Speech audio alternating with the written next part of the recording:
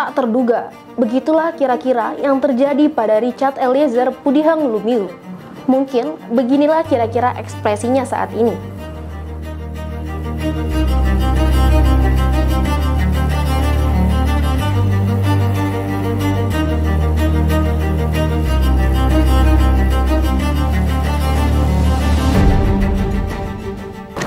Entah menjadi akhir drama atau justru menjadi babak baru, hukuman vonis sudah ia terima dari Pengadilan Negeri Jakarta Selatan pada Rabu 15 Februari 2023.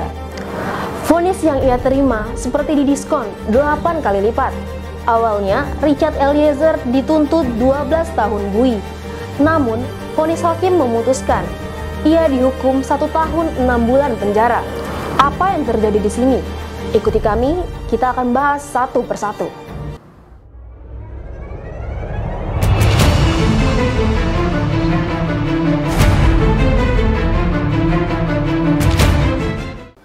Menjatuhkan pidana terhadap terdakwa Richard Eliezer Pudihang Lumiu dengan pidana penjara selama 1 tahun dan 6 bulan.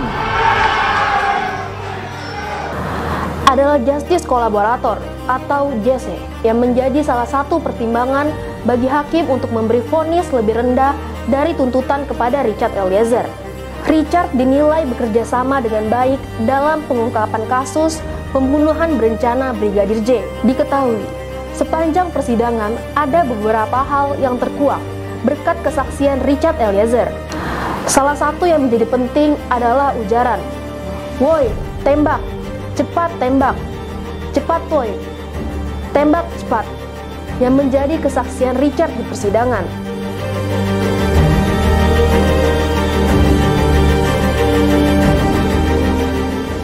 Hal lain yang menjadi pertimbangan hakim adalah Richard yang dinilai bukan menjadi aktor utama dalam kasus itu.